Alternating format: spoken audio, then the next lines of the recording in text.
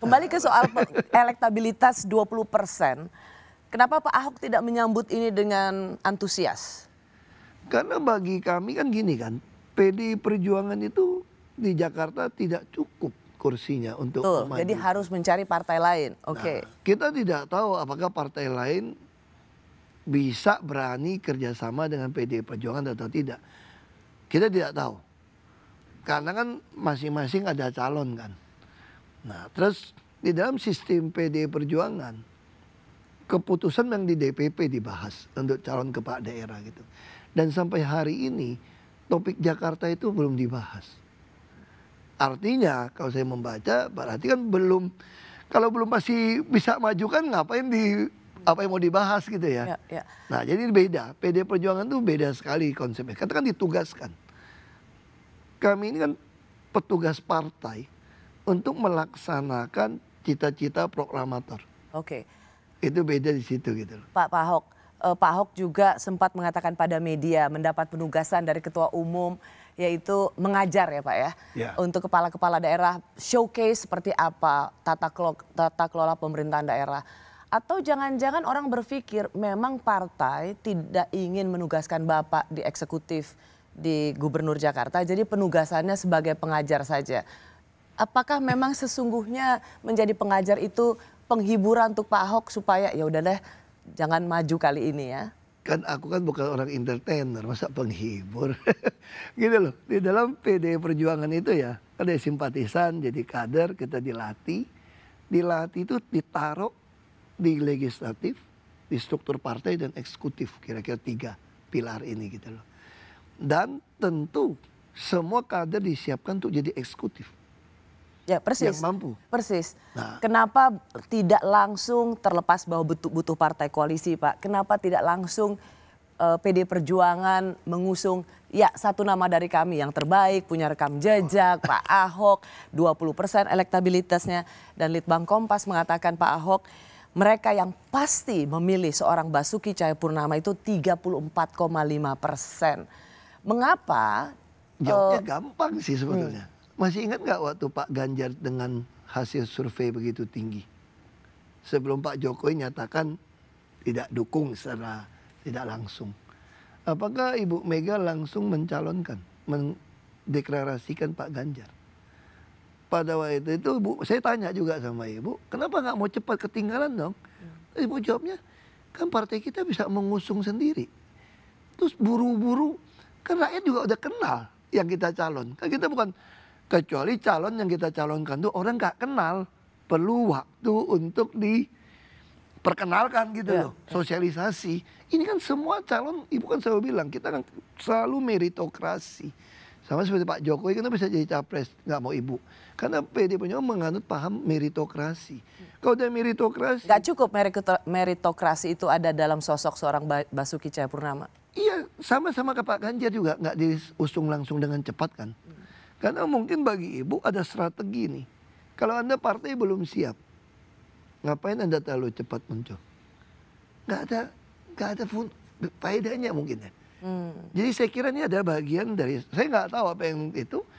Tapi yang pasti dengan pola Pak Ganjar dulu juga Ibu nggak mau langsung. Pada waktu itu PDI Perjuangan bisa langsung. Udah koalisi partai udah siap. Nah sekarang Jakarta ini nggak siap. Kita kan belum tentu bisa ikut loh. Ya. Kalau begitu begini Pak, kenapa saya terima kasih. Kebetulan pas Litbang Kompas mengeluarkan rilis, ini adalah pemunculan pertama Pak Basuki Cahayapurnama. Itu ada yang ngatur kan, makanya mesti percaya unsur-unsur supranatural. Tidak ada yang kebetulan. Iya, ada yang itu kan. Litbang Kompas juga mencatat bahwa ada 2 nama yang dianggap berkinerja baik. Pak Ahok itu tercatat 44,5%. Dan Pak Anies itu 36,8%. Sekali lagi, ini ada modal dari survei Litbang Kompas yang mencatat, memotret suara pemilih. Satu, pasti dipilih Pak Ahok 34,5%, dianggap berkinerja paling baik 44,5%. Tertinggi secara kinerja yang ada dalam memori kolektif masyarakat Jakarta. Tadi Bapak bilang bahwa kelihatannya memang masih berstrategi.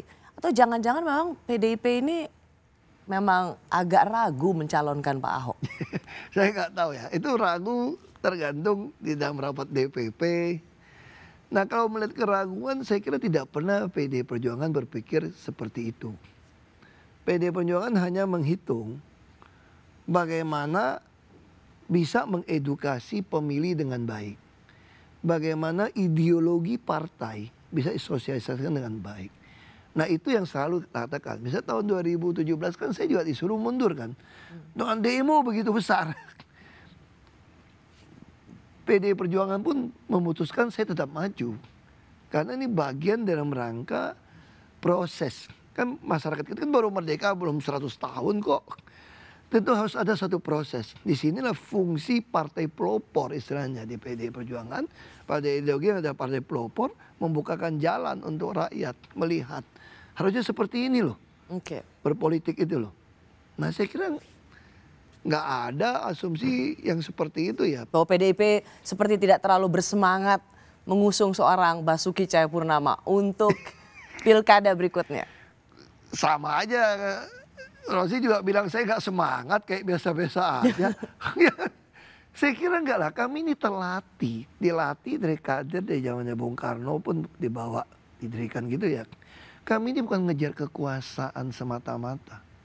Kekuasaan itu hanya ekses dari berhasil mengedukasi pemilih sebetulnya. Jadi kami jual ini ideologi, kami jual sesuatu, hasil edukasi kami terpilih. Jadi kami tidak pernah menghalalkan segala cara untuk terpilih. Itu beda aja saya kira. Di Litbang Kompas juga mengatakan bahwa untuk Pilkada DKI Jakarta ini faktor suku dipertimbangkan oleh 66,3%. Tetapi yang jauh lebih banyak yaitu faktor agama, yaitu itu yang terbesar, yaitu di atas 70%. Apakah ini yang menjadi penyebab masih ragunya seorang Ahok dimajukan lagi? Saya nggak tahu ya, istilah orang ditanya agama itu persepsinya apa gitu ya. Yang seagama? Iya makanya kan itu sesuatu yang seagama pun kita bisa berdebat ini. Seagama KTP atau seagama sama-sama anti korupsi, seagama sama-sama percaya dunia ini ada Tuhan, ada penghakiman akhirat, kita nggak tahu. Menurut saya itu masyarakat kita bisa sampai titik itu juga loh. Kalau saya ditanya, kamu lebih cenderung orang seperti apa kalau boleh milih? Saya pilih seagama. Seagama bagi saya, Anda takut akan Tuhan. Anda tidak berani korupsi, Anda tidak berani sumpah jabatan palsu, Anda mengurusi orang miskin dan membutuhkan pertolongan. Nah saya kira ini sesuatu yang, saya kira PD Perjuangan nggak pernah alasan seperti itu ya. Contoh tapi ini 2017. Udah diminta mundur kok, udah pasti kalah kok. Udah demo, udah dicap tersangka penista agama. Kenapa PD Perjuangan masih tetap ngotot mencalonkan saya? Dan bisa waktu itu karena sebagai partai pemenang di maksudnya sesuatu yang menarik pemilu daerah. Menarik kan? Jadi mesti ingat partai PD Perjuangan partai pelopor, kita ada partai kader, ideologi. Gimana supaya kader itu bisa terbentuk? Kalau gitu saya masuk ke sini. Harus berprinsip itu. Karena Pak Ahok tetap namanya mendominasi bersama Pak Anies, tetapi kemudian ada soal faktor agama yang seagama, faktor suku yang dipertimbangkan. Mungkin nggak ini juga menjadi pertimbangan partai politik mau calonin Ahok, elektabilitasnya tinggi, pasti dipilihnya juga tinggi, memori kolektifnya berhasil. Tapi kemudian ada lebih dari 70% soal kesamaan agama. Apakah ini juga menjadi pertimbangan, aduh jangan Ahok deh, nanti ribut. Ya itu saya nggak tahu ya, saya nggak tahu. Ya saya memang selalu dicap mengganggu keharmonisan oleh sekelompok elit. Jadi ibaratnya kalau nggak ada lu kan Ahok nggak ribut. Kalau diterjemahkan dari pendukung saya, kalau nggak ada lu Ahok kan kita nggak tahu bahwa ada pejabat yang ngurusin rakyat pagi sampai malam. Kalau nggak ada lu kan kita nggak tahu anggaran bisa dipletelin sampai beli botol ini berapa duit. Kalau nggak ada Ahok kita nggak pernah tahu tuh ada pejabat mau balasin diminta apa datengin. Itu yang dianggap tidak harmonisan. Tapi saya kira masyarakat sekarang kan tidak bodoh ya. Buktinya kalau survei ini kita anggap kredibel gitu ya. Dengan apa bisa dapat angka itu? Kenangan apa yang mereka dapat? Kalau bukan karena Ahok yang dianggap tidak harmonis.